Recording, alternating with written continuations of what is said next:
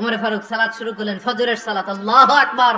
In the mean time Abu লুলু এই খঞ্জর নিয়ে ওমর ফারুকের বুকের মধ্যে 3টা স্টেবিং করলেন। একটা মারলেন নাভির নিচে, মারার সাথে সাথে পাকস্থলী কেটে গেল। আরেকটা মারলেন পাজরে, পাজর ছিঁড়ে গেল। এর বায়োগ্রাফি সম্পর্কে জানবো। ওমর ফারুক রাদিয়াল্লাহু তাআলা আনহু, the super hero of this উম্মাহ। এই উম্মার সুপার হিরো তিনি, ঠিক কি না? ওনার মুখের আগে লাঠি চলতো বেশি। সুবহানাল্লাহ পড়বেন না? মাঝে মাঝে লাঠি চালানোর দরকার আছে না নাই? সাইয়েদনা ওমর ফারুক আমাদের জন্য অনুপ্রেরণা। Is the real super hero of Muslim উম্মাহ। তিনি এই উম্মার রিয়েল সুপার হিরো। এজন্য ওনার জীবনী থেকে আমরা কিছু শিক্ষা নেওয়ার চেষ্টা করব ইনশাআল্লাহ। পড়েন সাইয়েদনা ওমর ফারুক কিভাবে ইসলাম ধর্ম গ্রহণ করলেন, কিভাবে বিশ্বনবীর প্রাণের কলিজার টুকরা হলেন, এটা দিয়ে আমরা শুরু করি। আল্লাহ তাআলা সাইয়েদনা ওমর ফারুকের হৃদয়ের মধ্যে 3টা ধাক্কা মেরেছেন, ঈমানের ধাক্কা। আওয়াজ করে বলতে হবে কয়টা? জোরে বলেন তো কয়টা? 3টা ঈমানি ধাক্কা। এক হচ্ছে বিশ্বনবীর দোয়ার ধাক্কা, এক কি? দোয়ার ধাক্কা। 2 হচ্ছে সূরা হাক্কা দিয়ে দিয়েছেন আল্লাহ এক ধাক্কা, সুবহানাল্লাহ পড়বেন না? 3 হচ্ছে সূরাতু তাহা দিয়ে আল্লাহ দিয়েছেন আরেকটা ধাক্কা। এই 3টা ঈমানি ধাক্কা যখন সাইয়েদনা ওমর ফারুকের হৃদয়ে লাগলো, উনি পড়তে আরম্ভ করেছেন, আশহাদু আল্লা ইলাহা ইল্লাল্লাহ ওয়া আশহাদু আন্না মুহাম্মাদান আবদুহু ওয়া রাসূলুহু। চিল্লায়ে পড়েন আল্লাহু আকবার। বিশ্বনবী মক্কায় বসে বসে তাহাজ্জুদের সালাত পড়ে আল্লাহর কাছে দোয়া করলেন, আল্লাহ আল্লাহুম্মা আইজ্জাল ইসলাম বিআহাব্বির রাজুলাইনি ইলাইক। ও আল্লাহ, 2জন লোকের নাম বলবো, 2জনের দরকার নেই। এই 2জনের একজনকে আপনি ইসলামের সুশীতল ছায়া তলে এনে ইসলামকে বিজয় দান করে দেন। মুহূর্তের মধ্যে দোয়াটা কবুল করে নিয়েছে কে?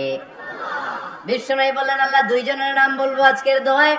বিআবি জাহল ইবনে হিশাম, হয়তো হিশামের বেটা আবু জাহেলকে আপনি ইসলামের ভিতরে নিয়ে আসেন, কিংবা ওমর ইবনুল খাত্তাব, খাত্তাবের বেটা ওমরকে আপনি ইসলামের ছায়া তলে নিয়ে আসেন। ওমরে ফারুকের জন্য দোয়াটা কবুল করে নিয়েছে কে?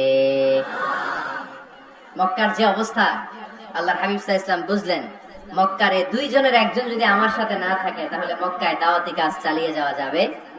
আল্লাহর বললেন, আল্লাহ বেশি চাই না, এই 2জনের একজন, হয় আবু জাহেল নয় ওমর, হয় আবু জাহেল নয় ওমর। বিশ্বনবী যখন দোয়া করলেন, এই দোয়ার একটা ঈমানি ধাক্কা, নূরানি ধাক্কা সাইয়েদনা ওমর ফারুকের হৃদয়কে স্পর্শ করে ফেলল। দোয়া ইজ লাইক এ মিসাইল। এই যে আমরা দোয়া করি, এটা মিসাইলের মতো। যুদ্ধে মিসাইল হামলা করে না? মিসাইল হামলা করার পরে এই মিসাইল লক্ষ্য বস্তুতে যে ভেদ করে, ঠিক কিনা? তেমনি দোয়ার মতো যদি আপনি দোয়া করতে পারেন, আপনি যেই জন্য দোয়া করেছেন ঠিক ওই জায়গায় যে আপনার দোয়া স্পর্শ করে। সুবহানাল্লাহ পড়বেন না? বিশ্বনবীর দোয়ার মাধ্যমে প্রথমে সাইয়েদনা ওমর ফারুকের হৃদয়ে এক ধাক্কা লাগলো। 2 নম্বরে রব্বুল আলামিন সূরাতুল হাক্কা দিয়ে ওমর ফারুকের হৃদয়ের মধ্যে দিলেন এক ধাক্কা। পড়েন আল্লাহু আকবার। কোরআনের ভেতরে সূরাতুল হাক্কা নামে একটা সূরা আছে না নাই? আল হাক্কাতু মাল হাক্কা ওয়া মা আদরাকা মাল হাক্কা। পড়েন আল্লাহু আকবার। বিশ্বনবী যখন দোয়া করলেন, ওই দোয়া যখন সাইয়েদনা ওমর ফারুকের হৃদয়ে স্পর্শ করলো, সাইয়েদনা ওমর ফারুক সব সময় বিশ্বনবীরে ফলো করতে আরম্ভ করলেন। বিশ্বনবী ডানে গেলে লুকিয়ে লুকিয়ে ওমর ফারুক ডানে যায়, বিশ্বনবী বায়ে গেলে লুকিয়ে লুকিয়ে ওমর ফারুক বায়ে যায়। বিশ্বনবী একবার মসজিদুল হারামে যে নামাজ পড়তে শুরু করলেন, ওমর ফারুক তখন বিশ্বনবীর পিছু পিছু ছদ্মবেশে পেছন থেকে যে বিশ্বনবী কিভাবে নামাজ পড়ে দেখতে শুরু করলেন। বিশ্বনবী ইন দা মিন টাইম এশার নামাজে আল হাক্কাতু মাল হাক্কা তেলাওয়াত শুরু করে দিলেন। আল হাক্কাতু মাল হাক্কা তেলাওয়াত শুরু করে দিলেন। তেলাওয়াত করতে করতে বিশ্বনবী যখন তেলাওয়াত করতেছে, ওমর ফারুক এরকম দুলতেছে আর মজা পাচ্ছে। ওমিয়া বিশ্বনবীর কণ্ঠ বুঝি আমার মতো কণ্ঠ, আপনার মতো কণ্ঠ, আহমদ বিন ইউসুফের কণ্ঠ, আব্দুল বাসিতের কণ্ঠ না? বিশ্বনবীর গলায় যে কি সুরের ঝংকার আল্লাহ দিয়েছেন, কি সুরের লহরী আল্লাহ দিয়েছেন, একবার যে শুনতো পাগল হয়ে যেত। আল্লাহু আকবার। বিশ্বনবী সূরা হাক্কা মন্ত্রমুগ্ধ তেলাওয়াতে মন্ত্রমুগ্ধ সুর দিয়ে, মন্ত্রমুগ্ধ কণ্ঠ দিয়ে তেলাওয়াত করতে লাগলেন এশার সালাতে। ওমরে ফারুক দুলতে লাগলেন। ওমরে ফারুক যত শুনেন অবাক হয়ে যায়, যত শুনেন অবাক হয়ে যায়, যতই শুনে অবাক। কিরে, কারণ তিনি আরবি ভাষা বুঝতেন। এত সুন্দর শব্দের গাঁথনি, এত প্রাঞ্জল বর্ণনা, এত সুন্দর অন্তমিল, এটা কবিতা না হয়ে পারে না। উনি মনে মনে ভাবলেন এটা মনে হয় কবিতা। It might be poem, it could be poem. মুহাম্মদ মনে হয় কবি হয়ে গেছে, তার কাব্য প্রতিভা দিয়ে সে এটা বানিয়েছে।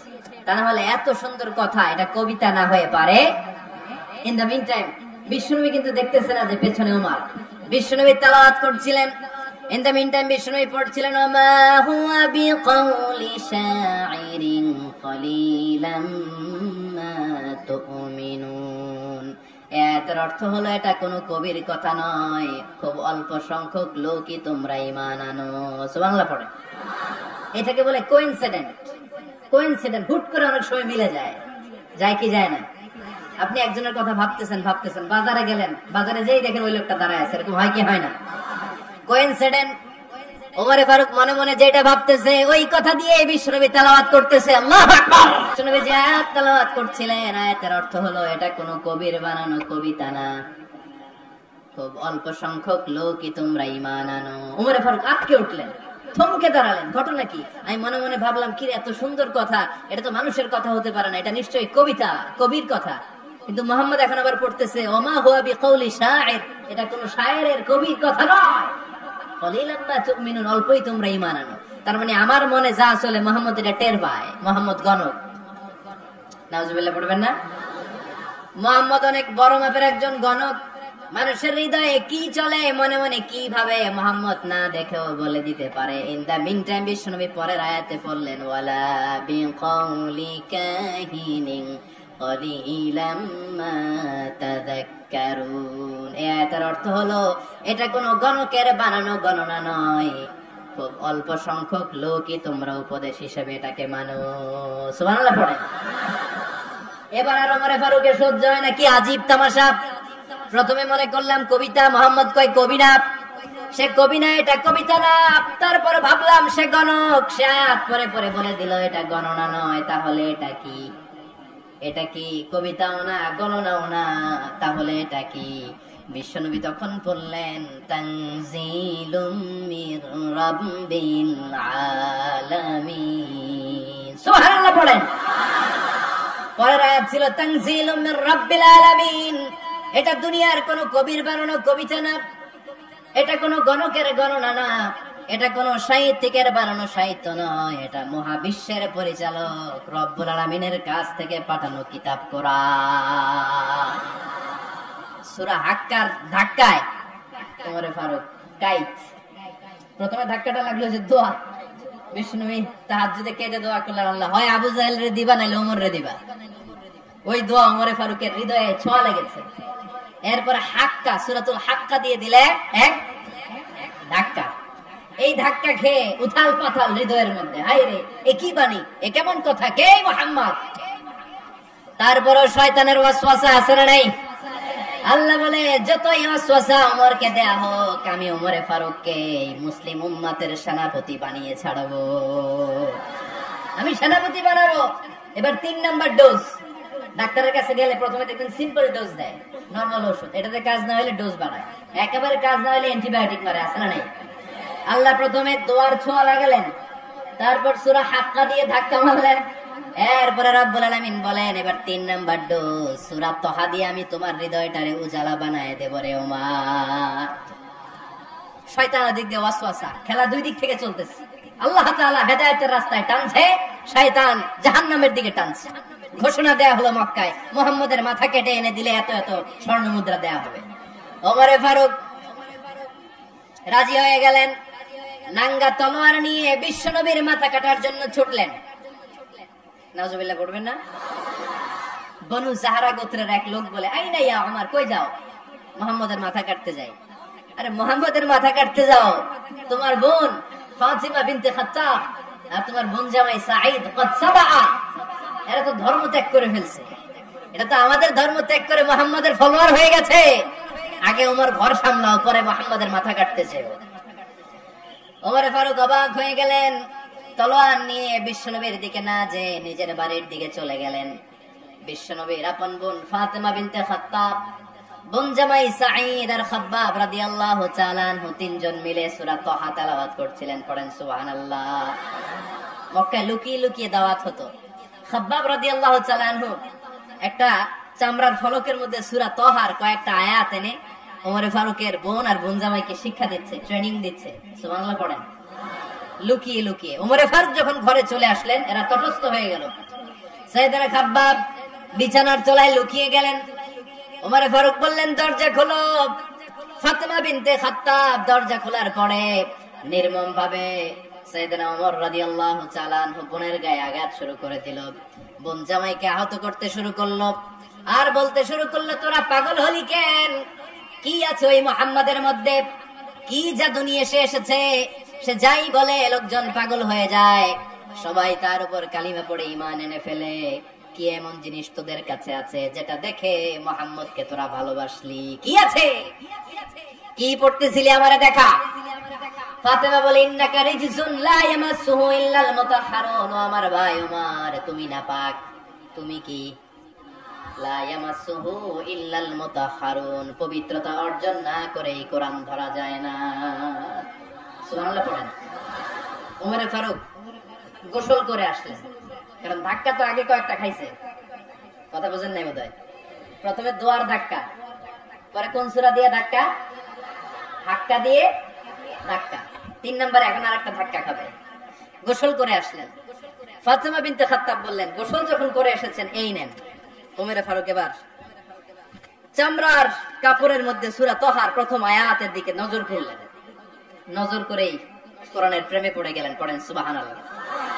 ওমর ফারুক পড়তে আরম্ভ করলেন, তাহা মা আনজালনা আলাইকাল কুরআনা লিতাশকা ইল্লা তাযকিরাতাল লিমান ইয়াখশা তানজিলাম মিম্মান খালাকাল আরদা ওয়াস সামাওয়াতিল উলা।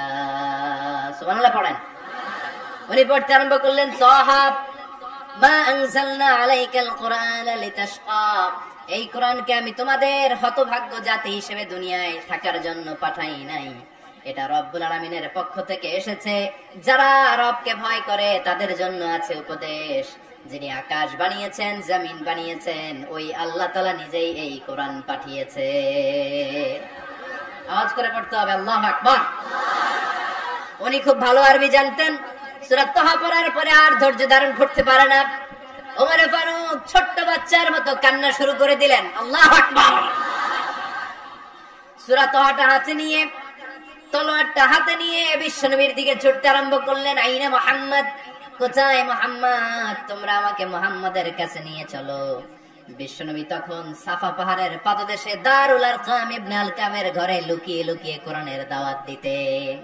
ওমর ফারুককে পাগলের মতো ছুটে আসতে দেখে বিশ্বনবীর চাচা হামজা ইবনে আব্দুল মুত্তালিব বলল, নবী আপনি পালান। ওই যে খাত্তাবের বেটা ওমর আপনাকে অপমান করার জন্য, আক্রমণ করার জন্য তেড়ে এসেছে। সাহাবীরা বললেন, নবী আপনি পালিয়ে যান, আমরা সামাল দেব। বিশ্বনবী বললেন, না আমি পালাবো না, বরং তোমরা সরে যাও। ওমর ইবনে আল খাত্তাবকে আমার দরবার পর্যন্ত আসতে দাও। আমার তো মনে হচ্ছে ওই যে তাহাজ্জুদের নামাজ শেষে চোখের পানি ছেড়ে যে আমি আল্লাহর কাছে দোয়া করেছি, আজকে আমার ওই দোয়াটা কবুল হতে শুরু করেছে।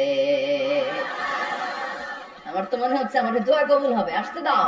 ওমর ফারুক এসে বললেন, আশহাদু আল্লা ইলাহা ইল্লাল্লাহ ওয়া আশহাদু আন্না মুহাম্মাদান আবদুহু ওয়া রাসূলুহু, আমি সাক্ষ্য দিলাম আল্লাহ ছাড়া কোনো ইলাহ নাই, নিশ্চয় আপনি আল্লাহর প্রেরিত বান্দা এবং রাসূল। পড়েন সুবহানাল্লাহ। ওমর ফারুক যখন কালিমা শাহাদা পড়ে মুসলমান হয়ে বিশ্বনবীর হাতে হাত রাখলেন, মুসলিম সাহাবীদের মধ্যে খুশি আর আনন্দের বন্যা বয়ে গেল। মুসলিম হাতে গোনা সাহাবারা আল্লাহর প্রশংসা করলেন। বিশ্বনবী সাইয়েদনা ওমর ফারুককে জড়িয়ে ধরলেন। ওমর ফারুক আবার বিশ্বনবীরে বললেন, নবী গো, আলাসনা আলাল হক, আমরা কি সত্যের উপরে আছি নাকি আমরা ভুলের উপরে আছি? বিশ্বনবী বললেন, বালা নাহনু আলাল হক, আমরাই সত্যের উপরে আছি। সুবহানাল্লাহ পড়ে। আলাসনা আলাল হক, নবী আমরা কি সত্যের উপরে নাই? হ্যাঁ অবশ্যই ওমর, তুমি সত্যের উপরে আছো। ওমরে ফারুক বললেন, তাহলে ফাফিমাল ইখতিফা, তাহলে লুকায় লুকায় আর দাওয়াত দেব কেন? আমি তো কালিমা পড়ে ফেলছি, আসেন আমার সাথে বের হই। ফাফিমাল ইখতিফা, আর লুকায় লুকায় কেন? আসেন আমরা বাইরে বের হই। বিশ্বনবী বললেন, ওমর এটা মক্কি জীবন, এখানে আমরা একটু গোপনে গোপনে দাওয়াত দিতে চাই। ওমরে ফারুক বলে, না, আমার দায়িত্ব, আমি একটা মিছিল দিতে চাই নবী। আল্লাহর নামের তাকবীর দিতে দিতে দারুল আরকাম থেকে শুরু করে মসজিদুল হারাম পর্যন্ত একটা মিছিল দিয়ে আমি মক্কা কাঁপাইয়া দেব। অনুমতি দেন। বিশ্বনবী দিতে চায় না। ওমরে ফারুক অনেক বোঝানোর পরে স্বল্প পরিসরের একটা অনুমোদন পাওয়া গেল বিশ্বনবী সাল্লাল্লাহু আলাইহি ওয়াসাল্লামের কাছ থেকে। কিন্তু মিছিল যে দিবে, মিছিলের জন্য লোকের দরকার আছে না নাই? এখানে লোক নেই, আমি একাই মিছিল দিতেছি। এটা জমবে? মিছিল জমবে? খুঁজে উনি 11 জন মুসলিম সাহাবা পেলেন। কয়জন? ওমরে ফারুক বললেন 11 জনই সই। এই 11 জন নিয়ে আমি আল্লাহর নামের তাকবীর দেব। 2 লাইন করলেন। কয় লাইন? 2 লাইন। পেছনে 6 জন, আর এই লাইনের নেতা বানালেন বিশ্বনবীর চাচা হামজাকে রাদিয়াল্লাহু তাআলা আনহু। আর সামনে 5 জন, তার আগে দাঁড়ালেন উনি নিজেই। তাহলে 6 6 12। বললেন এই 2 লাইনে আমরা তাকবীর দিতে দিতে, বেশি না, এই দারুল আরকামের ঘর থেকে, আপনারা জানেন যে সাফা মারওয়া এখন যে সাই হয়, এই সাফার পাদদেশে ছিল দারুল আরকামের ঘর। উনি বললেন এখান থেকে ওই যে কাবার গিলাফ দেখা যায়, কাবার গিলাফ পর্যন্ত আমরা এই তাকবীর নিয়ে ওখানে যাব। সুবহানাল্লাহ পড়বেন না? ওখানে উনি দাঁড়িয়ে ছোট্ট একটা ভাষণ দিয়েছিলেন। উনি বলেছিলেন, মান আরাদা আন তাসকুলা উম্মু ওয়া ইয়াতামা ওয়ালাদু ওয়া তারমিলা যাওজাতুহু ফালিয়াসুদ্দানি। খেয়াল করে শুনেন, কান দুইটা খরগোশের কানের মতো খাড়া করেন। উনি এক বাক্যের একটা ভাষণ দিলেন। ভাষণ দিতে জানলে বড় ভাষণ দেয়া লাগে না। এক বাক্যের ভাষণ দিয়ে গোটা বিশ্বকে ছাকুরি মারা যায়। চিল্লায় বলো ঠিক কিনা? ওমরে ফারুক এক বাক্যের একটা ছোট্ট ভাষণ দিলেন। মান আরাদা আন তাসকুলা উম্মু, কে আছো মায়ের এই মক্কায়, কে আছো মায়ের বুক খালি করতে চাও? ইয়াতামা ওয়ালাদু, কে আছো বাচ্চাগুলারে, নিজের সন্তানগুলোরে ইয়াতিম বানাতে চাও? কে আছো তারমিলা যাওজাতুহু, নিজের স্ত্রীকে বিধবা বানাতে চাও? ফালিয়া সুদ্দানি, বুকের পাটা থাকলে আমি ওমর রে থামাও। ফালিয়া সুদ্দানি, দেখি মক্কায় কার এত বড় বুকের পাটা। কে আছো মায়ের বুক খালি করতে চাও, সন্তান রে এতিম বানাতে চাও, স্ত্রীকে বিধবা বানাতে চাও? ফালিয়া সুদ্দানি, পারলে আমারে ঠেকাও। এই বলে উনি আল্লাহু আকবার, আল্লাহু আকবার, আল্লাহু আকবার বলে স্লোগান শুরু করে দিলেন। এক এক স্লোগানে মক্কার মরুজমিন থারথার করে কাঁপতে আরম্ভ করল। এই মিছিল মক্কার কেউ দেয় নাই। মিছিলের আওয়াজ শুনে আবু জাহেল বাইরিস, উতবা বাইরিস, শাইবা, ওয়ালিদ ইবনে মুগিরা সব বের হয়েছে। কিরে, আমার এলাকায় এত বড় স্লোগান, কার এত সাহস? বের হয়ে দেখে মিছিলের সামনে ওমর। ওমররে দেখে দিছে এক দৌড়।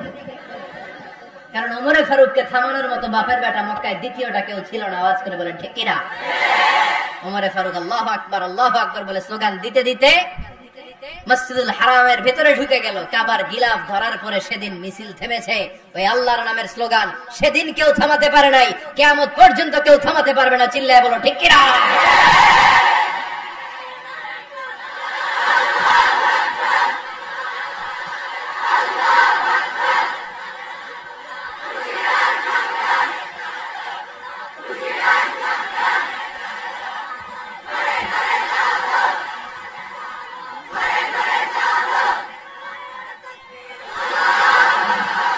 ওইরকম একটা ওমরের দরকার, আমাদের বেশি চাই না। জোরে বলেন ঠিক কিনা? দাও খোদা দাও আমায় আবার ওমর দারাজ দিল, দাও খোদা দাও আমায় আবার ওমর দারাজ দিল, দাও আলীর মতো বীর সেনানি, আলীর মতো বীর সেনানি জাগাতে নিখিল, দাও খোদা দাও আমায় আবার ওমর দারাজ দিল। সুবহানাল্লাহ পড়েন। একটা ওমর লাগবে। চিল্লায় বলেন কয়টা? ওই ওমরের অপেক্ষায় বাংলাদেশ সহ গোটা মুসলিম উম্মাহ। ঠিক কিনা? একটা ওমরই যথেষ্ট। আমাদের সেন্ট্রাল লিডারশিপ নাই তো, আমাদেরকে এদিকে লাথি মারলে আমরা ওইদিকে যাই, ওদিক থেকে গুতা মারলে আমরা এদিকে যাই। আমাদের রিপ্রেজেন্টেটিভ, আমাদের প্রতিনিধিত্ব করার মতো কোন কেন্দ্রীয় লিডারশিপ নেতৃবৃন্দ গোটা বিশ্বে নাই, ঠিক কিনা? আমরা সেই ওমরে ফারুকের অপেক্ষায়, আমরা সেই ইমাম আল মাহাদির অপেক্ষায়। এই ওমরে ফারুক আমাদের মডেল, ঠিক কিনা? থার্ড ইন পজিশন, এই পুরো উম্মতের মধ্যে ওনার পজিশন নাম্বার 3। 1 নাম্বার পজিশন বিশ্বনবীর, কার? 2 নাম্বার পজিশন কার? আবু বকর। 3 নাম্বার পজিশন কার? ওমরে ফারুকের। বিশ্বনবী বলতেন লা নবিয়্যা বা'দি, লা নবিয়্যা বা'দি, আমার পরে কোনো নবী নাই। ওয়ালা রাসূলা, আমার পরে কোনো রাসূলও নাই। আমার নবীর পরে আর কোনো নবী আছে? আমার নবীর পরে আর কোনো রাসূল আছে? এই যে কাদিয়ানি যে একটা সম্প্রদায় আছে, এরা কি মুসলিম নাকি অমুসলিম? মুসলিম সম্প্রদায়ের সাথে এদের কোনো সম্পর্ক নাই, চিল্লা বলেন ঠিক কিনা? এরা যদি মুসলমান হতে চায়, আমার নবী দ্য লাস্ট মেসেঞ্জার বিশ্বনবীকে খাতামুন নবী হিসেবে সংবাদ সম্মেলন করে গোটা বিশ্বকে জানাই দিতে হবে, তারপরে তাদেরকে আমরা মুসলিম হিসেবে স্বীকৃতি দিব, চিল্লায় বলেন ঠিক কিনা? তা না হলে তারা কোন ধর্মের এটাকে জানাই দিতে হবে। No inferiority complex, no identity crisis. Identity ক্রাইসিসে থাকা যাবে না, আপনারা কোন ধর্মের এটা জানাই দেন। আপনারা বিশ্বনবীরও শেষ নবী মানবেন না, আবার মুসলিম বলেও নিজেদেরকে ট্যাগ লাগাতে চাইবেন। সাধারণ মুসলমানরা এটা এই ধোঁকাবাজি মানে না, চিল্লায় বলেন ঠিক কিনা? আমার নবীর পরে কোনো নবী নাই, আমার রাসূলের পরে কোনো রাসূল নাই, ঠিক কিনা? আল্লাহর হাবিব বলতেন লাউ কানা বা'দি নাবিয়্যুন লাকানা উমর, তবে আমার পরে যদি নবী হওয়ার যোগ্যতা কারো থাকে, আমার ওমরের ওই যোগ্যতা আছে। সুবহানাল্লাহ পড়েন। প্রভু তুমি বলেছ রাসূল দেবে না, বলনি দেবে না ওমর, বলনি দেবে না হামজা তারি, খালিদ বিজয় সমর। প্রভু তুমি বলেছ রাসূল দেবে না, বলনি দেবে না ওমর, বলনি দেবে না হামজা তারি, খালিদ বিজয় সমর। প্রভু তুমি বলেছ রাসূল দেবে না। সুবহানাল্লাহ পড়েন। এজন্য আমরা একটা ওমর চাই। কয়টা? বেশি লাগবে? নেতার মতো নেতা কয়টা লাগে? জোরে বলেন কয়টা? Enough, that's enough. ওমর ফারুক আওয়ার সুপার হিরো। ওনার সাথে বিশ্বনবী সাল্লাল্লাহু আলাইহি ওয়াসাল্লামের মুসাহারার সম্পর্ক ছিল। ওমরে ফারুক যে বিশ্বনবীর শ্বশুর, এটা অনেকে জানেই না। ওমরে ফারুক রাদিয়াল্লাহু তাআলা আনহু বিশ্বনবীর শ্বশুর ছিলেন, এটা আজকে নতুন শুনছেন। কে কে হাত তোলেন? দেখছেন হুজুর? সঠিক বলছি না আমি? অনেকে আমরা জানিই না। মাশাআল্লাহ, জানতে লজ্জা নাই, শিখতে লজ্জা নাই। লজ্জা হচ্ছে অজ্ঞতায় আর মূর্খতায়, ঠিক কি না? আমরা শিখতে রাজি আছি। যে কথা বলে আমরা তার ছাত্র। আমার আগে হুজুর কথা বলতেছিলেন, আমরা ছিলাম ছাত্র। এখন আমি কথা বলতেছি, এখন আমরা সবাই হয়ে গেছি ছাত্র, ঠিক কিনা? যিনি বলেন তিনি শিক্ষক, বাকিরা আমরা ছাত্র, ঠিক কিনা? 4 খলিফার 2 খলিফা, ইসলামের 4 খলিফার 2 খলিফা বিশ্বনবীর মেয়ের জামাই, আর বাকি 2 খলিফা বিশ্বনবীর শ্বশুর। সুবহানাল্লাহ পড়েন। সাইয়েদনা আলী রাদিয়াল্লাহু তাআলা আনহু, সাইয়েদনা উসমান যুন-নূরাইন বিশ্বনবীর মেয়ের জামাই। উসমান রাদিয়াল্লাহু তাআলা আনহুর কাছে বিশ্বনবী 2 মেয়েকে বিয়ে দিয়েছিলেন। একজন মারা যাওয়ার পরে আরেকজন। বিশ্বনবী বলেছেন এরপরে আরেকটা থাকলে ওইটারও বিয়ে দিতেন। সুবহানাল্লাহ পড়বেন না? 2 জন ছিল মেয়ের জামাই আর 2 জন ছিল শ্বশুর। সাইয়েদনা আবু বকর শ্বশুর, বিশ্বনবীর স্ত্রী আম্মাজান আয়েশা রাদিয়াল্লাহু তাআলা আনহার বাবা। বিশ্বনবীর স্ত্রী আম্মাজান হাফসা রাদিয়াল্লাহু তাআলা আনহার বাবা ছিল সাইয়েদনা ওমর ফারুক। চিল্লায় পড়ে আল্লাহু আকবার। জানো তো পজিশন না? সাইয়্যিদু কুহুলিল জান্নাহ, জান্নাতে যত নারীরা যাবে, নারীদের সর্দারিনী হবে সাইয়্যিদাতুনা ফাতেমা রাদিয়াল্লাহু তাআলা আনহা। এই ফরিদপুরের যত ইয়াংস্টাররা, তোমরা যারা জান্নাতে যাবে, তোমাদের লিডার হবে সাইয়েদনা হাসান আর হুসাইন রাদিয়াল্লাহু তাআলা আনহুমা। আর বয়স্ক মুরব্বীরা যারা জান্নাতে ঢুকবেন, আপনাদের লিডার হবে সাইয়েদনা আবু বকর আর সাইয়েদনা ওমর ফারুক রাদিয়াল্লাহু তাআলা আনহু। সুবহানাল্লাহ পড়তে পারলেন না? ওমর ফারুক সাধারণ কোন ক্যারেক্টারিস্টিক্স নয়, ওনাকে আল্লাহ তাআলা নলেজও দিয়েছেন, আবার দিনদারিও দিয়েছেন। আমার দিনী ভাইয়েরা খেয়াল রাখবেন, কোন আলেমের মধ্যে বা কোন নেতার মধ্যে যদি এই দুইটার সমন্বয় আপনি পান, যে তার জ্ঞানও আছে আবার দিনদারিও আছে, এই belongs the knowledge and he belongs the taqwa, সে গোটা বিশ্বকে জয় করে ফেলবে। ঠিক কি না? যার মধ্যে জ্ঞান আছে, যার মধ্যে তাকওয়া আছে, তারে কেউ থামায় রাখতে পারে? ওমর ফারুককে এই দুই নেয়ামত দিয়ে ধন্য করেছে কে? সহিহ বুখারীর বর্ণনা, বিশ্বনবী সাহাবীদের সামনে একটা স্বপ্নের কথা বলছেন। বিশ্বনবী বললেন, আমি স্বপ্নে দেখলাম আমার আঙ্গুলের ফাঁকা থেকে দুধ বের হচ্ছে, আমি তৃপ্তি সহকারে দুধ খেলাম। খাওয়ার পরে দেখলাম আঙ্গুলের মধ্যে একটু দুধ লেগে আছে। আমার আঙ্গুলে অতিরিক্ত লেগে থাকা দুধটা আমি ওমর ফারুকের মুখের মধ্যে লাগিয়ে দিলাম। সাহাবারা বললেন, ইয়া রাসূলুল্লাহ, ইয়া হাবিবাল্লাহ, মাযা আওয়ালতা বিহি, এই স্বপ্নের আপনি কি ব্যাখ্যা করলেন, আমরা তো বুঝলাম না। বিশ্বনবী বললেন, আওয়ালতু বিহি আল ইলম, আমি এই দুধ দিয়ে জ্ঞানের ব্যাখ্যা করেছি, কারণ ওমরকে আল্লাহ যেই জ্ঞান দিয়েছে গোটা বিশ্বের কাউকে এত জ্ঞান দেয় না। এজন্য স্বপ্নে যদি কেউ দেখেন যে আপনি দুধ খাচ্ছেন, তার মানে আল্লাহ তাআলা আপনার জ্ঞান বাড়ায় দিবেন। ওমর ফারুককে দুধ খেয়ে অতিরিক্ত দুধের অংশটা বিশ্বনবী আবু বকর রাদিয়াল্লাহু তাআলা আনহুর মুখে দেন নাই, সাইয়েদনা উসমানের মুখে দেন নাই, আলী রাদিয়াল্লাহু তাআলা আনহুর মুখে দেন নাই। স্বপ্নে ওই অতিরিক্ত লেগে থাকা দুধটা বিশ্বনবী ওমর ফারুকের ঠোঁটের মধ্যে লাগিয়ে দিয়েছেন। এই হাদিস থেকে প্রমাণ হয় আল্লাহ তাআলা জ্ঞানের নিয়ামতে সাইয়েদনা ওমর ফারুককে ধন্য করেছেন। আবার বুখারীর বর্ণনা, বিশ্বনবী সাল্লাল্লাহু আলাইহি ওয়াসাল্লাম আরেকটা স্বপ্নের বর্ণনা দিচ্ছেন। তিনি বললেন, তোমাদের সবাইকে স্বপ্নে আমার সামনে দাঁড় করানো হলো। আমি দেখলাম তোমাদের কারো জুব্বা নাভি পর্যন্ত, কারো জুব্বা হাঁটু পর্যন্ত, কারো জুব্বা টাকনু পর্যন্ত। ওমরে ফারুককে যখন স্বপ্নে আমার সামনে দাঁড় করিয়ে দেয়া হলো, আমি দেখলাম ওমরের জুব্বা এত লম্বা, ওমর টেনে হিচড়ে তার জুব্বা নিয়ে সামনে হেঁটে যাচ্ছে। সাহাবারা বললেন, ফামাযা আওয়ালতা বিহি ইয়া রাসূলুল্লাহ, ও আল্লাহর রাসূল, এই স্বপ্ন দিয়ে আপনি কি বোঝাতে চাইলেন, আমরা কিছু বুঝলাম না।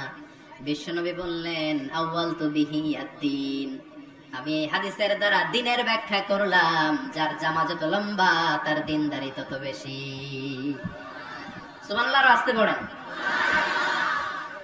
স্বপ্ন দেখলেন কোন সাহাবীর জুব্বা নাভি, কোন সাহাবীর হাঁটু, কারোটা টাকনু, কিন্তু ওমর ফারুকের জুব্বা এত লম্বা, ইয়াজুরু সাওবাহু, তিনি তার জুব্বা টেনে হিচড়ে যাচ্ছেন। বিশ্বনবী বললেন, এটা দ্বারা আমি দ্বীন, আমি তাকওয়া, দ্বীনদারি, তাকওয়া, এটার ব্যাখ্যা করেছি।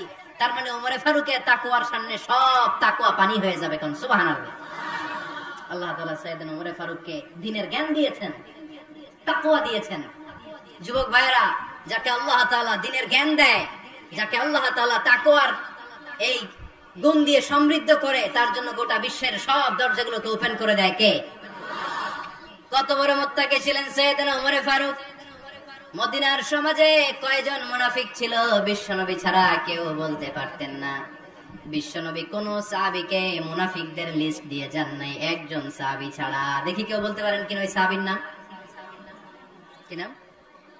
হুযায়ফা ইবনুল ইয়ামান রাদিয়াল্লাহু তাআলা আনহু। ওনাকে বলা হতো সাহিবু সিররি রাসূলিল্লাহ, আল্লাহ রাসূল সাল্লাল্লাহু আলাইহি ওয়াসাল্লামের গোপন তথ্যের ধারক বাহক।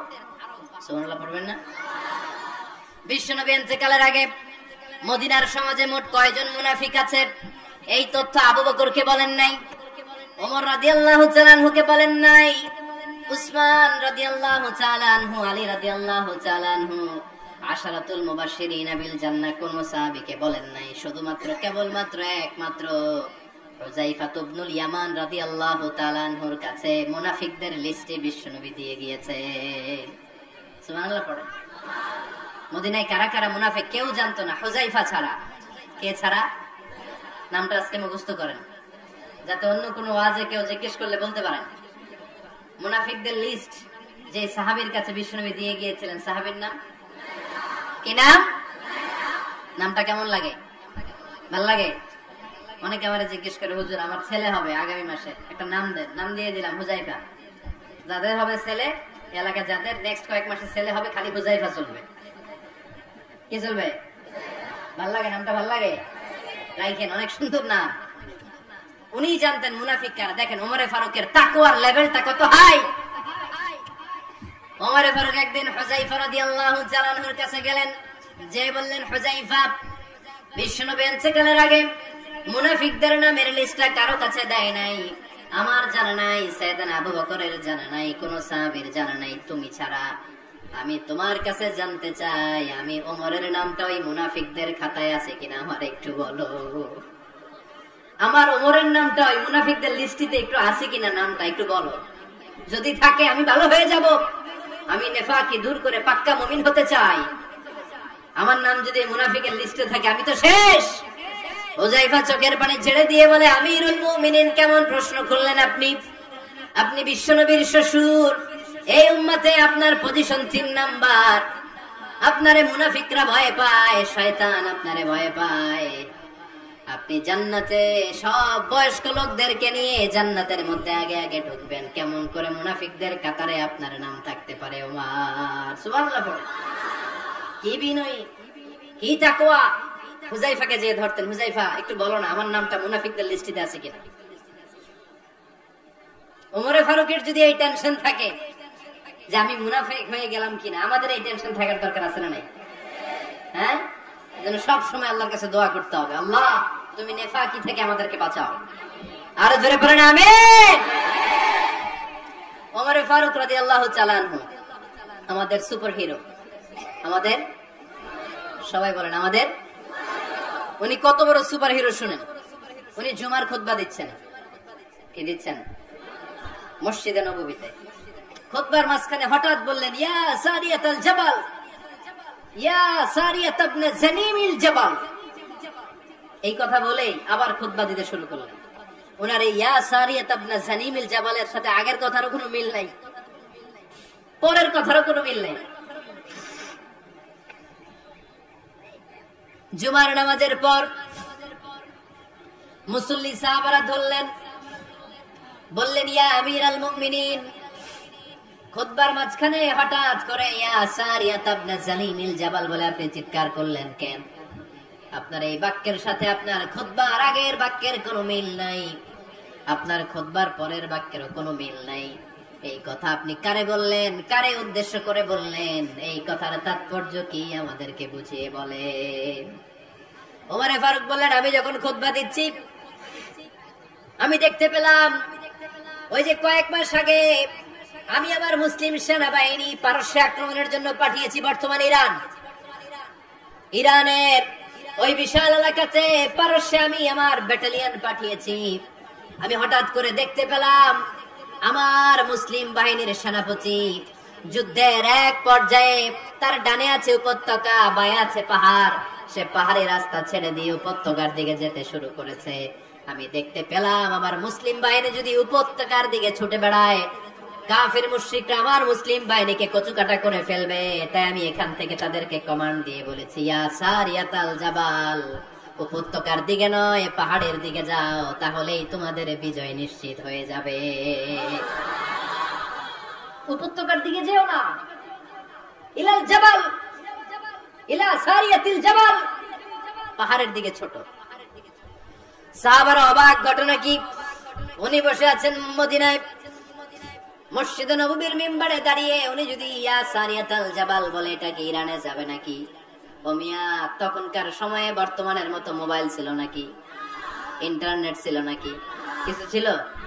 খালি মুখে আমি যদি বলি ইয়া সারিয়াতাল জাবাল, এটা ইরানে যাবে, ইন্ডিয়া যাবে, ঢাকাই তো যাবে না, ফরিদপুর শহরে তো বসবে না, ঠিক কিনা?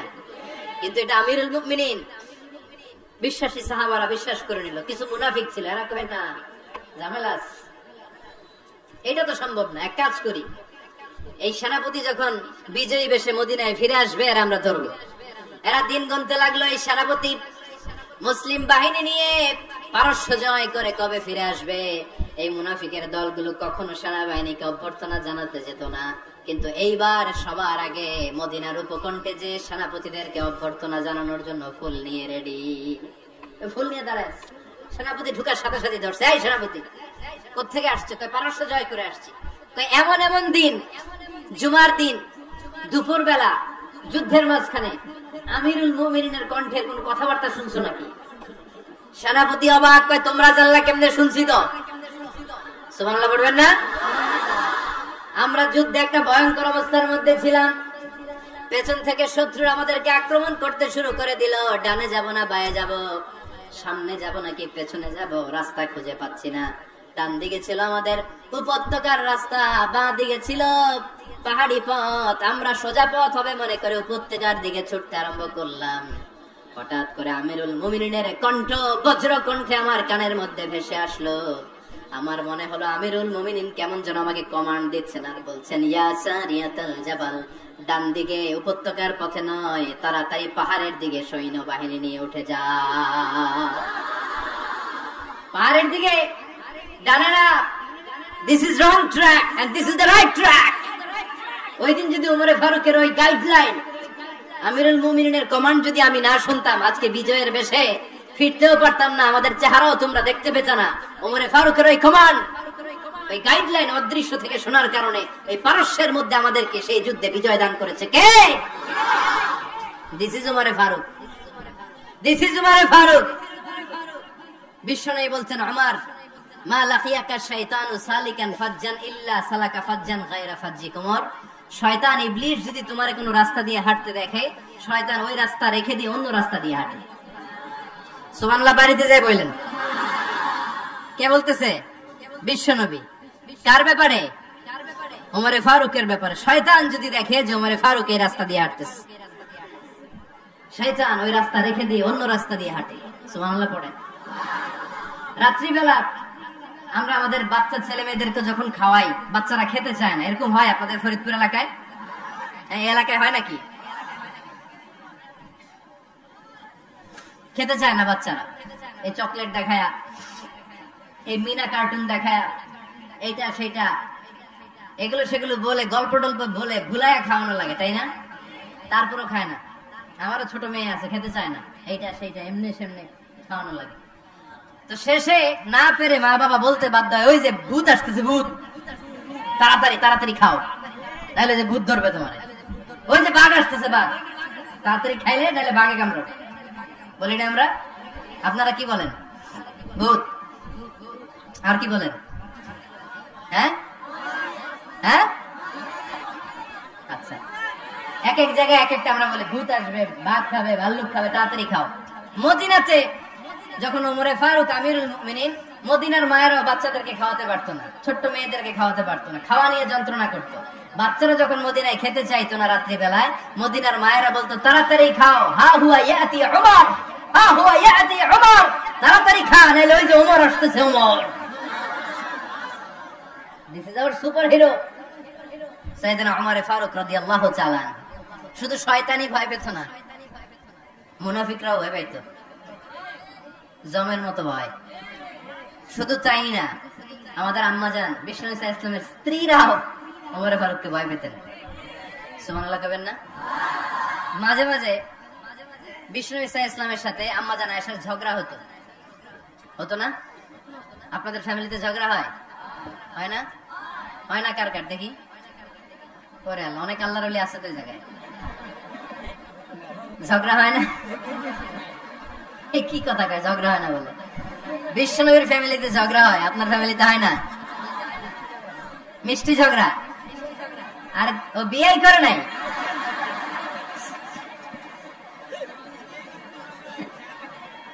ঝগড়া তো হবেই, দাম্পত্য জীবনের মজাটাই তো এখানে। কখনো ঝগড়া, কখনো আনন্দ, একটু বৃষ্টি, একটু রোদ, একটু হাসি, একটু কান্না, ভালো লাগা, ভালোবাসা শেয়ার করে নেয়া, মিলেমিশে একাকার হয়ে যাওয়া, ঠিক কিনা? আল্লাহর হাবিব সাল্লাল্লাহু আলাইহি ওয়াসাল্লামের সাথে আম্মাজান আয়েশার ঝগড়া হতো।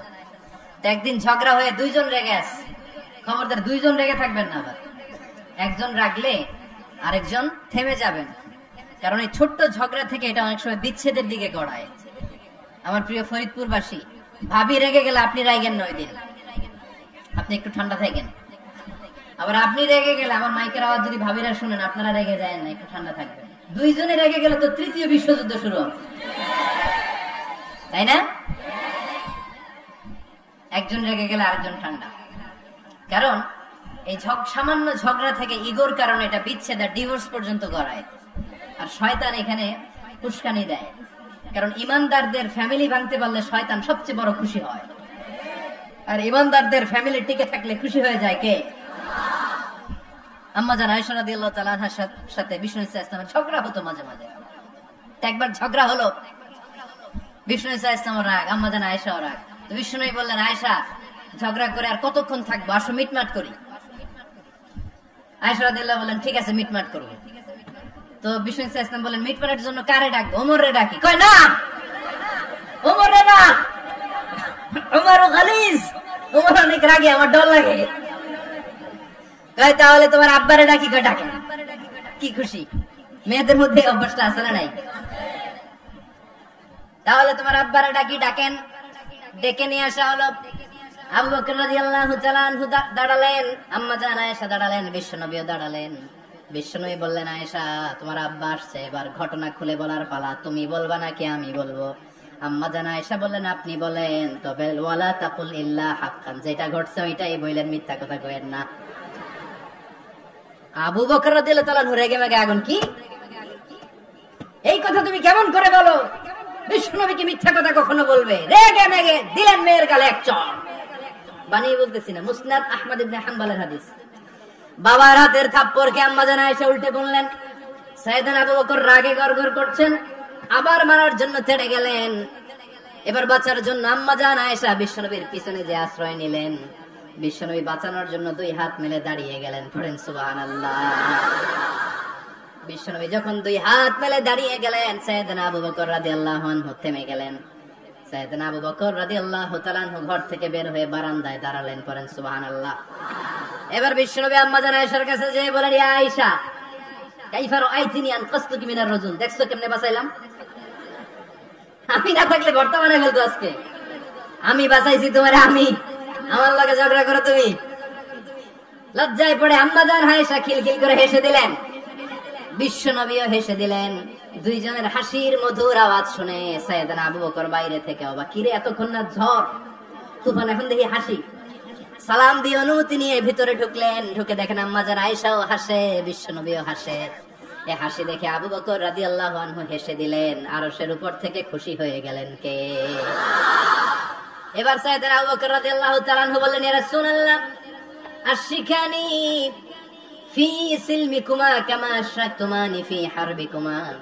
ও নবী, যুদ্ধ লাগলে, দুইজন যুদ্ধ লাগলে মীমাংসার জন্য যেমনি আমারে ডাকেন, এরকম হাসি আর আনন্দের মুহূর্তেও আমারে একটু ডাকেন। আশিকানি ফি সিলমিকুমা কামা আশরাকতুমানি ফি হারবিকুমা। নবী, আপনাদের মধ্যে ঝগড়া লাগলে সন্ধি করার জন্য আমারে যেমনি ডাকেন, আপনাদের হাসি খুশি আনন্দ খুনসুটি এই মজাদার মুহূর্তগুলোতে আমারে বঞ্চিত রাখেন না, আমার একটু ডাকেন। সুবহানাল্লাহ পড়েন। এই মুসনাদ আহমদ ইবনে হাম্বলের হাদিস শোনার উদ্দেশ্য হচ্ছে, বিশ্বনবী প্রথমে ওমর ফারুকের নাম বলেছিলেন। সাইয়েদনা আয়েশা বলে, না আমি ডরাই। হাইবাত, this is called হাইবাত Umar.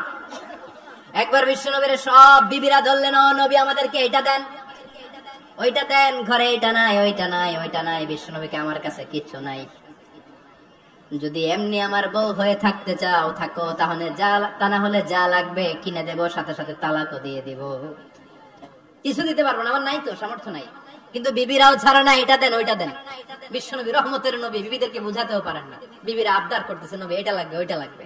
In the mean time বিশ্বনবী একজনের সালাম শুনতে পেলেন। কে যেন দরজায় দাঁড়িয়ে বলতেছে, আসসালামু আলাইকুম। বিশ্বনবী দরজার দিকে তাকালেন, তাকিয়ে বললেন, ওয়া আলাইকুমুস সালাম। আর বুঝতে পারলেন এটা আমার ওমরের সালাম। সালাম দেওয়ার পরে বিবিদের দিকে তাকায় দেখে একজন বিবিও নাই, সব অন্দর মহলের ভিতরে দৌড়। সুবহানাল্লাহ পড়তে পারলেন না? This is our super hero Omar. এরকম ওমর একটা লাগবে, চিল্লায় বলেন কয়টা? একটা ওমর গোটা বিশ্বকে সোজা করে দিবে। একটা ওমর সবল আর দুর্বলের সব পার্থক্য দূর করে দিবে। মাজলুমের উপর জালিমের অত্যাচারের অবসান ঘটায় দিবে। গোটা বিশ্বটাকে সাম্য, মৈত্রী, ভালোবাসার ইনসাফ দিয়ে পরিপূর্ণ করে দিবে। সেই ওমরের অপেক্ষায় আমরা। নিজের ছেলেকে 80টা বেত মেরেছেন। কয়টা? 80টা বেত মেরেছে। এই ব্যাপারে অনেকগুলো বর্ণনা পাওয়া যায়। সবচেয়ে সহিহ বর্ণনা হচ্ছে মুয়াত্তা ইমাম মালিকের বর্ণনা। ওমর ফারুক রাদিয়াল্লাহু তাআলা আনহুর ছেলে আব্দুর রহমান মারুফুন বিআবি শাহমা ছিলেন মিশরে। ওখানে নাবিজ খেয়েছিলেন। নাবিজ হচ্ছে আরব দেশের লোকেরা দুধের মধ্যে শক্ত খুরমা রাত্রেবেলা ঢেলে দিত। ঢেলে দিলে সারা রাত ওই খুরমার রসটা দুধের সাথে মিশে দুধটা লাল হয়ে যেত। এটারে সকালবেলা খেত, খুব সুস্বাদু। এটাকে বলে নাবিজ। কিন্তু এটা রাতে ভিজাইলে সকালেই খাইতে হয়, রেখে দিলে আবার একটু সমস্যা হয়। এটা অনেকটা তারির মতো হয়ে যায়, মাতলামি চলে আসে। তো ওমরে ফারুকের ছেলে নাবিজ খেয়েছেন, মদ খাননি, নাবিজ, কিন্তু নাবিজ খাওয়াতে সাকরান চলে এসেছে। সাকরান চলে আসাতে এটা যখন প্রমাণিত হয়েছে, আমর ইবনে আস রাদিয়াল্লাহু তাআলা আনহু নাকি 80 বেত মেরেছেন মিশরে। কয় বেত? নিয়ম হচ্ছে সবার সামনে, কিন্তু সবার সামনে না মেরে একটু গোপনে মেরেছে। এই তথ্য যখন ওমরে ফারুকের কাছে এসেছে, উনি বললেন না, মারতে হবে সবার সামনে, আলাদা মারলা কেন? ও মদিনায় ফিরে আসলে আমি আবার 80টা মারব। মদিনা ফিরে আসার পরে সাইয়েদনা ওমরে ফারুক ওই আগের 80টারে আর ধরেন নাই, নিজ হাতে আবার 80টা বেত মেরেছেন। এই বেত মারার 1 মাস পরে এই আবু শামা ইন্তেকাল করেছে। অনেক ঐতিহাসিক বলে এই বেতের আঘাতে মরেছে, কেউ কেউ বলেছে নিজের রোগের কারণে মরেছে। কিন্তু দিস ইজ দ্য ইনসাফ সিস্টেম অফ আমার। নিজের ছেলে বলে ছেড়ে দেয় নাই। এখন নিজের ছেলে হইলে 7 খুন মাফ, নেতার ছেলে হইলে 10 খুন মাফ, এলাকার মরণের ছেলে হইলে 10 খুন মাফ। নো পার্সিয়ালিটি ইন ইসলাম। ইসলামে পার্সিয়ালিটি নাই। আপনি নেতার ছেলে হন, আপনি বিজনেস ম্যাগনেটের ছেলে হন, আপনি যেই হন না কেন, ইসলামের দৃষ্টিতে সবাই সমান। চিল্লায় বলেন ঠিক কিনা? বানু মখজুমিয়া গোত্রের এক নারী চুরিতে ধরা পড়ল। সাহাবারা বললেন, নবী, মদিনা সবচেয়ে ভেরি প্রেস্টিজিয়াস এন্ড ডিগনিফাইড ফ্যামিলির মেয়ে, আপনি হাত কাটেন না, কারণ ইসলামের নিয়ম চুরি করলে কি কেটে দাও। বিষ্ণু বললেন, বলো কি, হাত না কাটার জন্য তোমরা আমাকে রেকমেন্ড করছো? এটা আল্লাহর আইন, পৃথিবীর কেউ রেকমেন্ড করলো শোনার ক্ষমতা আমার নাই, কারণ আইনটা দিয়েছে কে? লাউ কানাত ফাতিমাতু বিনতি মুহাম্মাদিন সারাকাত লাকাতা মুহাম্মাদুন ইয়াদাহা। আরে বনু মাকসুমিয়া মেয়ে তো দূরের কথা, আমার কলিজার টুকরা ফাতেমাও যদি আজ চুরিতে ধরা পড়তো, তার হাত কেটে দিতে আমি 1 মিনিটও দেরি করতাম না। দিস ইজ ইসলাম। এই হচ্ছে ওমরে ফারুকের মানাকিব। এরকম ওমরে ফারুক কয়টা লাগবে? আওয়াজ করে বলতে হবে, কয়টা লাগবে? একটা লাগবে। এই সাইয়েদনা ওমরে ফারুক মদিনার প্রথম চিফ জাস্টিস ছিলেন। সর্বপ্রথম উনার পরামর্শে সাইয়েদনা আবু বকর রাদিয়াল্লাহু তাআলা আনহু কোরআনকে সংকলন করেছেন। আমরা এই যে কোরআন পড়ি 30 পারা, এমদাদিয়া লাইব্রেরির 114টা সূরা, কত সুন্দর সন্নিবেশ করা হয়েছে, এখানে সাজানো হয়েছে। আল্লাহর হাবিব সাল্লাল্লাহু আলাইহি ওয়াসাল্লামের সময় কি এরকম কোরআন ছিল নাকি? ছিল না। খেজুর পাতার মধ্যে, গাছের বাকলের মধ্যে, ওটের বড় হাড্ডির মধ্যে আর পাথরের মধ্যে খোদাই করা কোরআন ছিল। সাইয়েদনা আবু বকরের সময় রাদিয়াল্লাহু তাআলা আনহুর সময় যুদ্ধ হলো, 70 জন হাফেজ সাহাবী ইন্তেকাল করলেন। সাইয়েদনা আবু বকর রাদিয়াল্লাহু তাআলা আনহুকে ডেকে ওমর ফারুক বললেন, ও আবু বকর, এইভাবে হাফেজে কোরআন সাহাবীরা যদি দুনিয়া থেকে বিদায় হয়ে যায়, আল্লাহর কোরআনও তো বিদায় হয়ে যাবে।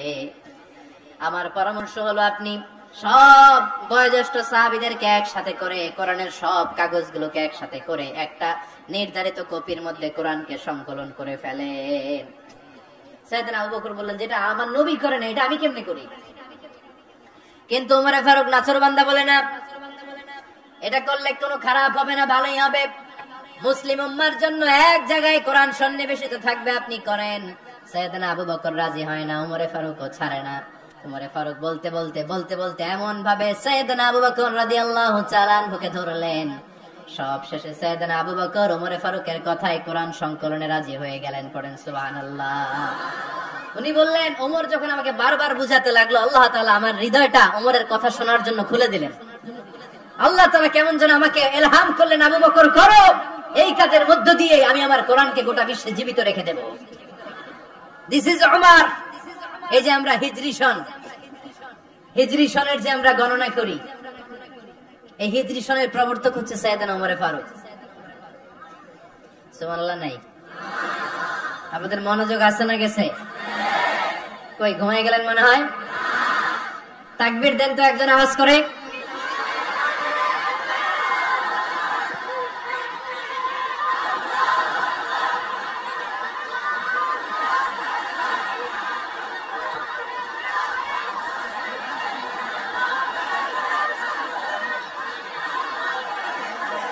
মাশাআল্লাহ, মাশাআল্লাহ। বসেন বসেন, এখনই শেষ করে দেব কিছু সময়ের মধ্যে। আমরা একসাথে বিদায় নেব ইনশাআল্লাহ। ওঠা বসা করবেন না, ওঠা বসা করবেন না, বসেন। সাইয়েদনা ওমর ফারুক এই হিজরি সনের গণনা শুরু করেছে। সাহাবারা বলল, আমিরুল মুমিনিন, খ্রিস্টানদের ঈসাই সন আছে, আমাদের মুসলমানদের কোনো সন নাই। আমাদের একটা সন থাকলে আমাদের জিজিয়া নিতে, আমাদের জাকাতের টাকা উত্তোলন করতে অনেক সুবিধা হবে। ওমর ফারুক বললেন, তাহলে কোন সালকে হিজরি, কোন সালকে মুসলিম সাল হিসেবে আমরা ঘোষণা দিতে পারি? একজন বলল, আমার নবী যেই সালে জন্মগ্রহণ করেছেন ওই সালে। ওমর ফারুক বললেন, না, আমার নবীর জন্ম আমাদের জন্য খুশির দিন, কিন্তু এটা আমাদের জন্য প্রেরণা নয়। প্রেরণা নবীর কাজে, ঠিক কিনা? আরো কিছু সাহাবারা বলল, তাহলে যেই সালে আমার নবী ইন্তেকাল করেছে ওইটারে প্রথম সাল ধরেন। ওমর ফারুক বললেন, না, যেদিন তিনি ইন্তেকাল করেছেন এটা আমাদের দুঃখের দিন, এটা আমাদের প্রেরণা নয়। আমাদের প্রেরণা হচ্ছে বিশ্বনবীর ত্যাগ, তিতিক্ষা আর কাজের মধ্য দিয়ে। জোরে কোন ঠিক কিনা? ওমর ফারুক বললেন, যেদিন বিশ্বনবী ইসলাম রক্ষায় নিজের মাতৃভূমি ছেড়ে মক্কা থেকে মদিনায় গিয়েছেন, ওই দিনটাকে হিজরি প্রথম দিন ধরে আমরা হিজরি সাল গণনা করে শুরু করে দেব। ওইটাই হচ্ছে হিজরি সন। সেখান থেকে হিজরি সনের প্রবর্তন করেছেন সাইয়েদনা ওমর ফারুক রাদিয়াল্লাহু তাআলা আনহু। এই যে স্টেট গভর্নমেন্ট, এই যে প্রিজন, জেলখানা, ক্যান্টনমেন্ট, সচিবালয়, গণভবন, বঙ্গভবন, মুক্তিযোদ্ধাদের ভাতা, রাষ্ট্রীয় ভাতা, এই সব নিয়ম কানুন সাইয়েদনা ওমর ফারুক তার রাষ্ট্রীয় আমলে তিনি নিজে করেছেন। চিল্লায় পড়েন আল্লাহু আকবার। মুসলমানদের আলাদা কারেন্সি, নিজস্ব মুদ্রা ব্যবস্থা নিজে চালু করেছেন। সৈনিকদের মধ্যে যারা বিবাহিত, প্রতি 6 মাস অন্তর অন্তর 1 মাসের ছুটি কাটাতে তারা ফিরে আসবে, সাইয়েদনা ওমর ফারুক চালু করেছেন। চিল্লায় আওয়াজ করে পড়েন আল্লাহু আকবার। এই যে আমরা 20 রাকাত সালাতুত তারাবি পড়ি রমাদানে, পড়েন না আপনারা? এটা সাইয়েদনা ওমর ফারুক চালু করেছে। সুবহানাল্লাহ পড়তে পারলেন না? কোরআনে মোট 22টা আয়াত আছে যেখানে সাহাবারা ইনডিসিশনে ভুগছিলেন। বিশ্বনবীর মত একটা, ওমর ফারুকের মত আর একটা। এই 22 জায়গায় আল্লাহ তাআলা বিশ্বনবীর মতের পক্ষে আয়াত নাজিল না করে ওমর ফারুকের মতের পক্ষে কোরআনের আয়াত নাজিল করেছেন। আওয়াজ করে পড়েন আল্লাহু আকবার। এদিকে উঠলেন কেন আপনারা? যারা উঠছেন আমার দিকে তাকান।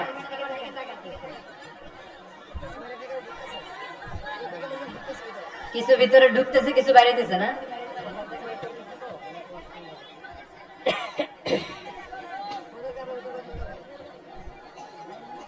সাইয়েদনা ওমর ফারুক, আমরা সাহাবীদের জীবন চরিত পড়তে চাই না, কত যে অনুপ্রেরণামূলক দৃষ্টান্ত সাইয়েদনা ওমর ফারুক আমাদের জন্য রেখে গিয়েছে। ওমর ফারুক যখন খলিফা, দিনের বেলায় যদি রাষ্ট্রে কোনো নিয়ম জারি করতেন, দিনের বেলায় জনগণকে কোনো বিষয়ে যদি নিষেধ করতেন, রাত্রে বেলায় খাওয়ার সময় ফ্যামিলি মেম্বারদের সবাইকে বলতেন, এই দিনের বেলা আমি জনগণকে এই কাজ করতে নিষেধ করেছি, তোমরা আমার ফ্যামিলি মেম্বার, খবরদার তোমরা এই কাজ করো না। জনগণ করলে যতটুকু শাস্তি, তোরা করলে পাবি ডবল শাস্তি। সুবহানাল্লাহ কইবেন না? আমাদের নেতারা ওই বাড়ির বিচার করে, ওই বাড়ির মাইয়ার বিচার, ওই বাড়ির পোলার বিচার। নিজের পোলা গাঞ্জা টানে, আসরা নাই? নিজের মেয়ে অপরাধ করে, আসরা নাই? কি নেতা ছিলেন ওমর ফারুক!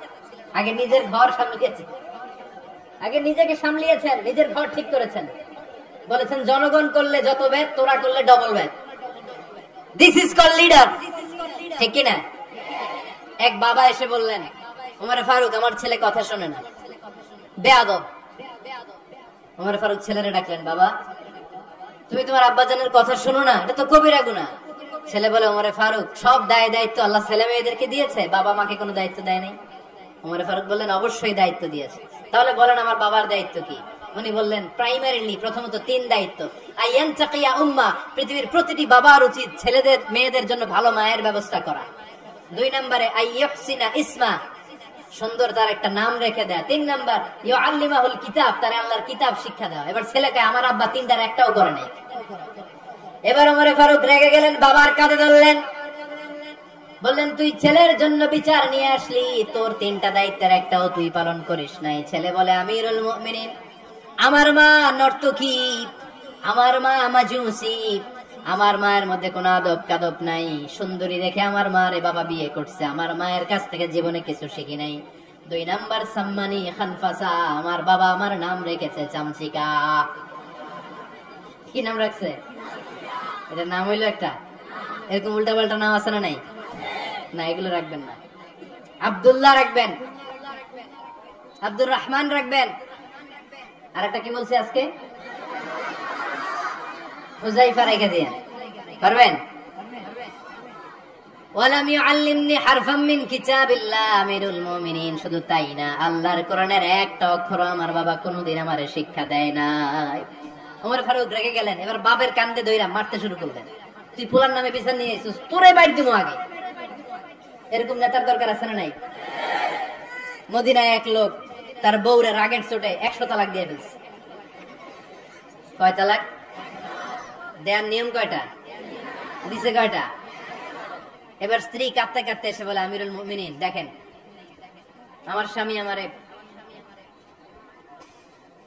রেগে মেগে 100 তালাক দিচ্ছে। ওমর ফারুক বললেন, ধইরা নিয়ে এটারে। নিয়ে আসা হলো। ওমর ফারুক বললেন, কয়টা তালাক দিয়েছ? কয় 100টা।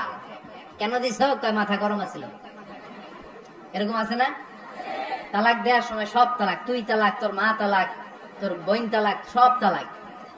তালাক দিবে ওয়াইফ রে, দিতেছে সবাই রে। তোমার ফারুক বললেন, দিবে 3টা, 100টা দিলা কেন? কয় মেজাজ গরম ছিল।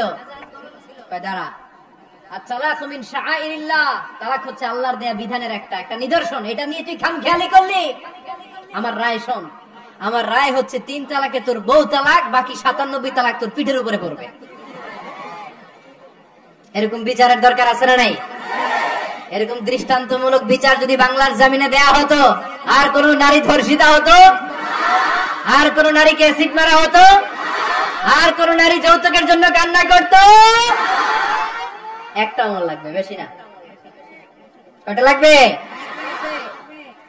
তিনি গভর্নর সিস্টেম চালু করেছিলেন। Governor system, Islamic state. Bahrain, Yemen, মিসর, কুফা, বসরা, মক্কা, মদিনা, এই 7 জায়গায় 7 জন গভর্নর পাঠিয়েছেন। তাদের থেকে তথ্য নিতেন। এই গভর্নর সিস্টেম উনি বানিয়েছেন। সাইয়েদনা আমর ইবনে আল-আস রাদিয়াল্লাহু তাআলা আনহুকে পাঠিয়েছেন মিশরে। মিশরে একটা দৌড় প্রতিযোগিতা হতো। ওই দৌড় প্রতিযোগিতায় আমর ইবনে আল-আস রাদিয়াল্লাহু তাআলা আনহুর ছেলে অংশগ্রহণ করেছে। কিন্তু এক মিশরি ওই দৌড় প্রতিযোগিতায় চ্যাম্পিয়ন হয়ে গেছে। রানার্স আপ হয়েছে আমর ইবনে আল-আসের ছেলে। এবার মিশরি ফার্স্ট আর গভর্নরের ছেলে সেকেন্ড। রাগের চোটে আমর ইবনে আল-আসের ছেলে ওই মিশরির মাথার মধ্যে একটা বাড়ি মেরেছে। মিশরি বলে, আমার মাল্লা কেন? তুমি খেলাই পারো না, আমার মাল্লা কেন? কয়, আনা ইবনুল আকরামিন, আমি গভর্নরের পোলা, আমি যা বলবো এটাই হবে, আমার উপরে কথা নাই। মিশরি ওইখানে আর ঝগড়া বাঁধায় নাই। মনে দুঃখ নিয়ে মদিনায় চলে আসলেন। এসে বললেন, আমিরুল মুমিনিন, আপনি আমর ইবনুল আস রাদিয়াল্লাহু তাআলা আনহুকে মিশরের গভর্নর বানিয়ে পাঠিয়েছেন। একটা প্রতিযোগিতায় আমি চ্যাম্পিয়ন হয়েছি, ওনার ছেলে হয়েছে রানার আপ। কেন সে চ্যাম্পিয়ন হতে পারে নাই? এই কারণে আমার মাথায় লাঠি দিয়ে 3টা বাড়ি মেরে। বিচারটা দিছে কার দরবারে? কথা বুঝেন নাই বোধহয়? ওমর ফারুকের দরবার। ওমর ফারুক বললেন, তাই আগামী বছরের অমুক তারিখ আমি সব গভর্নরদেরকে ডেকে হিসাব নেই, তো ওই দিন তুই থাকবি, পারবি না?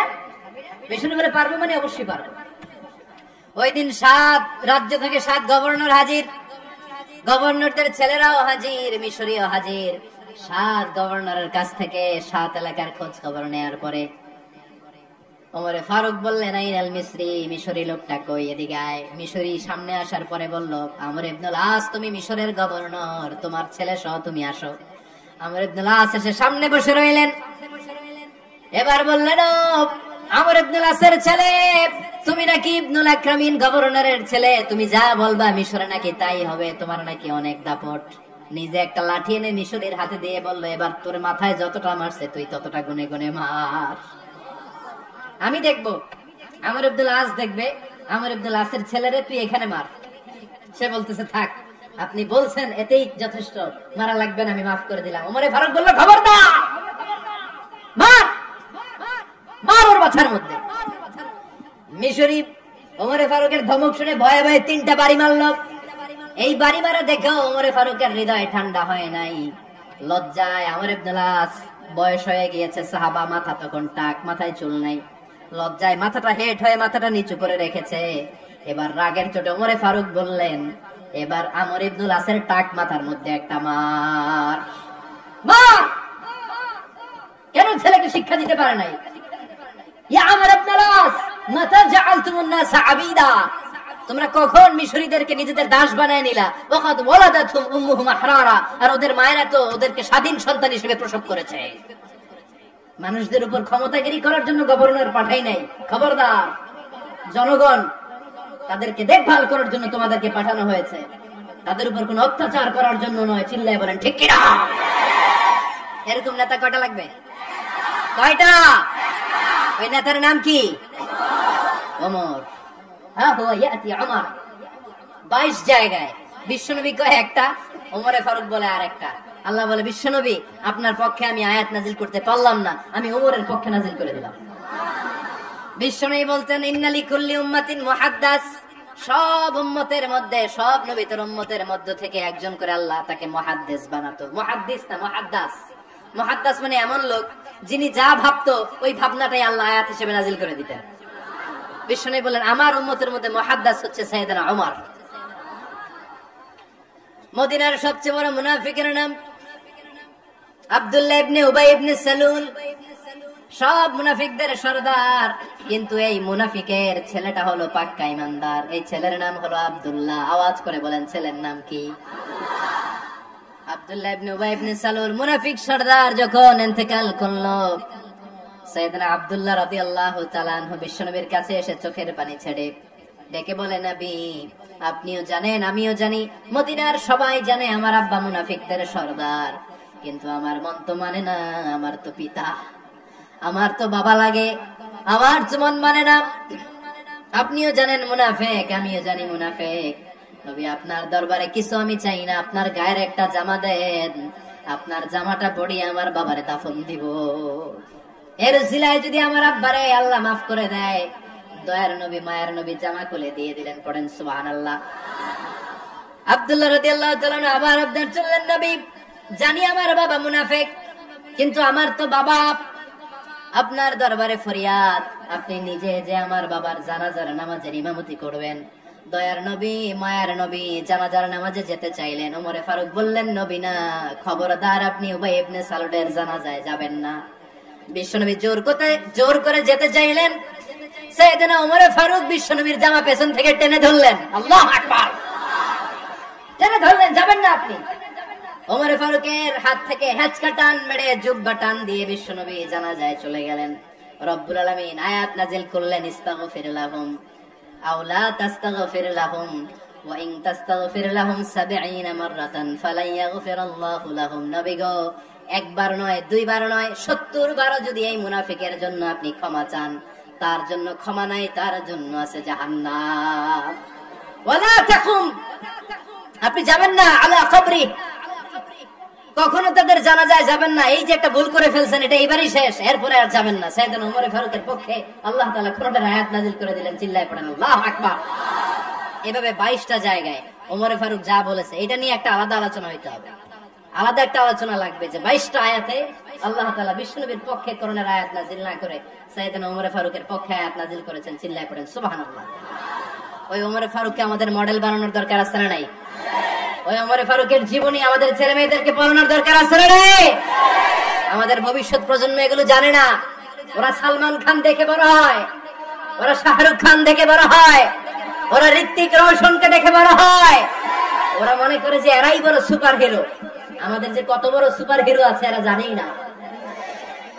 নতুন প্রজন্মের কর্ণকহরে সাইয়েদনা ওমর ফারুকের ইতিহাস পৌঁছে দেওয়ার দরকার আছে না নাই? ওমর ফারুকের ইন্তেকালের ঘটনাটা বলেই আমরা মুনাজাতের দিকে যাব। শুনবেন? শুনতে যান। উনি স্বপ্নে দেখলেন একটা লাল মোরগ ওনাকে 3টা ঠোকর মেরেছে। কয়টা? উনি জুমার নামাজে, জিলহজ মাসের শেষ সপ্তাহে জুমার নামাজে বললেন যে একটা লাল মোরগ 3টা ঠোকর মেরেছে। মুগীরা ইবনে শুবা রাদিয়াল্লাহু তাআলা আনহুর দাস আবু লুলু আল মাজুসি, এই লোকটা খঞ্জর বানাতে পারতো। মুগীরা রাদিয়াল্লাহু তাআলা আনহুর দাস। মুগীরা প্রতিদিন 4 দিরহাম করে চার্জ করতো, যেহেতু দাস। সে এসে বিচার দিল, আমিরুল মুমিনিন, মুগীরা আমার থেকে বেশি টাকা চায়, জুলুম করে। ওমর ফারুক বললেন, তাই? তুমি কি কাজ জানো? বলে, আমি খঞ্জর বানাতে জানি। বাড়ি কই? পারস্য। আরে তুমি খঞ্জর বানাতে জানলে তো 4 দিরহাম অনেক কম, সে তো আরো বেশি টাকা নেওয়া দরকার ছিল তোমার থেকে। আবু লুলুর এই কথা পছন্দ হয় নাই। সে কয়, ওমর তুমি সবারে দয়া দেখাও আর আমার ক্ষেত্রে কঠিন নিয়ম বানাইলা, দাঁড়াও এই নিয়ম তোমার আমি দেখাবো। এই রাগে সে বাড়িতে যে একটা খঞ্জর বানালো। কি বানালো? খঞ্জর চেনেন? ছোট্ট ছুরি। কিছুদিন আগে ওমানের সুলতান কাবুস ইন্তেকাল করেছে, জানেন আপনারা? ওনার এই কোমরের মধ্যে খঞ্জর থাকতো, ছবিতে দেখছেন? আরব শাহিক যারা সুলতান আমির, কোমরে কি থাকে? ছোরা থাকে, খঞ্জর। সে বাসায় যে একটা খঞ্জর বানালো, যে খঞ্জরের দুই মাথা, লাহু রাসান ওয়া মাকবাদাতুহু ফি ওয়াসাতি, আর ধরার হ্যান্ডেলটা মাঝখানে, এদিকেও ছুরি এদিকেও ছুরি, যাতে এইভাবে মারা যায়। সে ধার দিতে লাগলো আর বলল, ওমর দাঁড়াও, তোমারে আমি দেখাবো। ওমর ফারুক মসজিদে নববীর ইমাম, ফজরের নামাজের সময় এ আবু লুলু আল মাজুসি বুরনুস পরে, চাদর পরে, লুকিয়ে লুকিয়ে, সে অগ্নি উপাসক, মুমিন নয়। ওমর ফারুক অ্যাটাক করার জন্য গেলেন মসজিদে নববীতে। ওয়াকানু ইউসাল্লুনা বিগালাস, তখন ওনারা অন্ধকারে নামাজ পড়তো। নামাজের সময় যখন হলো, লুকিয়ে লুকিয়ে প্রথম কাতারে ওমর ফারুকের পিছনে মুয়াজ্জিনের পাশেই দাঁড়ালেন, হাতে খঞ্জর। একামত হলো, ওমর ফারুক সালাত শুরু করলেন, ফজরের সালাত, আল্লাহু আকবার। নামাজ শুরু করলেন, সূরা ফাতিহা বললেন। আরেকটা সূরা যখন পড়তে যাবেন, in the mean time Abu লুলু এই খঞ্জর নিয়ে ওমর ফারুকের বুকের মধ্যে 3টা স্টেবিং করলেন। একটা মারলেন নাভির নিচে, মারার সাথে সাথে পাকস্থলী কেটে গেল। আরেকটা মারলেন পাজরে, পাজর ছিঁড়ে গেল। 3টা মারার পরে ওমর ফারুক বললেন, কাতালানি আল কালব, এক কুকুর আমাকে মেরে ফেলেছে। পেছন থেকে এক সাহাবীকে টান মেরে সামনের দিকে নিয়ে গেলেন, তুমি নামাজের ইমামতি করাও। আর ওমর ফারুককে বাকিরা ধরাধরি করে পেছনে নিতে আরম্ভ করলেন।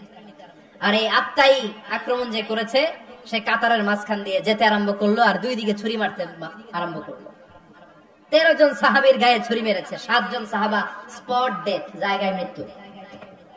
এই ভয়ঙ্কর অবস্থা দেখে এক সাহাবী বুরনুস, এক ধরনের জুব্বা আছে মাথাওয়ালা, অনেকে জ্যাকেট পরছেন না এরকম মাথাওয়ালা, লম্বা জুব্বা আছে, আরবরা শীতে পরে মাথাওয়ালা, এই মাথাওয়ালা জুব্বা বের করে এক সাহাবী জালের মতো তার দিকে উড়ায় মারল। ওই বুরনুসের মধ্যে পেঁচিয়ে আবু লুলু মাটিতে পড়ে গেল আর সুইসাইড করে ফেললো, নিজের বুকে নিজে মেরে আত্মহত্যা। যেই সাহাবীকে ইমামতির জন্য দাঁড় করালেন, উনি ছোট্ট সূরা দিয়ে, প্রথম রাকাতে সূরা আল কাউসার, দ্বিতীয় রাকাতে সূরাতুল ইখলাস দিয়ে নামাজ শেষ। ওমর ফারুক বেহুশ। ওমর ফারুক কি? হ্যাঁ, বেহুশ। সবাই কান্নাকাটি করতেছে, সবাই দেখতে গেলেন, এখন হুঁশ ফিরে না। মুখের মধ্যে, মুখ খুলে রাষ্ট্রের চিকিৎসক মুখের মধ্যে দুধ দিলেন, ওই নাভি দিয়ে দুধ বের হয়ে যায়, পাকস্থলী কেটে ওখান দিয়ে দুধ বের হয়ে যাচ্ছে। তারা বললো, ওনারে বাঁচানো সম্ভব না, দেখেন হুঁশ ফিরে কিনা।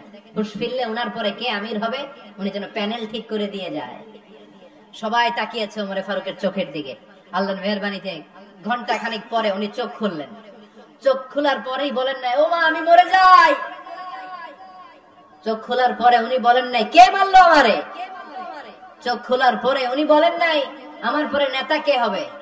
চোখ খোলার পরে সর্বপ্রথম কথাটি ছিল, আসল্লান নাস, আমার নেতৃত্বে যে ফজরের নামাজটা শুরু হয়েছিল, এটাকে ঠিক মতো তোরা পড়েছিলি? আমার নেতৃত্বে যে ফজরের জামাত শুরু হয়েছিল, সেটা ঠিকঠাক মতো সমাপ্ত হয়েছিল কিনা আগে বল। আসল্লান নাস, নামাজটা হয়েছে কিনা বল। সুবহানাল্লাহ কইতে পারলেন না? This is Omar, hour super hero. নেতা অনেকগুলো লাগে না, এরকম নেতা একটাই যথেষ্ট, যে গোটা বিশ্বকে কাঁপায় দিতে পারে। চিল্লায় বলো ঠিক কিনা? আমরা চাই আমাদের ছেলেগুলো ওমর ফারুকের মতো বড় হোক। আমরা চাই আমাদের ছেলে মেয়েগুলো খাব্বাব, খুবাইব, সাইয়েদনা আলী, উসমান, আবু বকর রাদিয়াল্লাহু তাআলা আনহুর অনুসরণে বড় হোক, ঠিক কিনা? আমরা একটা ওমর চাই, যিনি আমাদেরকে সালাতের শিক্ষা দিয়ে গিয়েছেন, ইন্তেকালের আগে বলেছেন সাল্লান নাস। এজন্য আমরা যেন নামাজ কখনো নষ্ট না করি। আল্লাহর জমিনে দিন বাস্তবায়ন আসাদ্দুহুম ফি আমরিল্লাহি ওমর। ওমর রাদিয়াল্লাহু তাআলা আনহুর মতো এত কঠোর কেউ ছিলেন না। তাই দিন বাস্তবায়নে আমরা যেন কাউরে ছাড় না দেই। সবার আগে আল্লাহর দিন, সবার আগে আল্লাহর কোরআন, সবার আগে আমার ইসলাম, ঠিক কিনা? চাইলেই কেউ এদেশ থেকে ইসলামরে মিটাই দিতে পারবে না। যে দেশে আল্লাহু আকবার ধ্বনির সাথে সাথে সূর্য উঠে যায়, আল্লাহু আকবার ধ্বনির সাথে সাথে সূর্য ডুবে যায়, সে দেশে আর কিছু থাকবে না থাক আমার ইসলাম থাকবেই, আর কিছু থাকবে না থাক আমার কোরআন থাকবেই। সে ইসলামের সাথে থাকতে রাজি আছেন তো? কোরআনের সাথে থাকতে রাজি আছেন তো?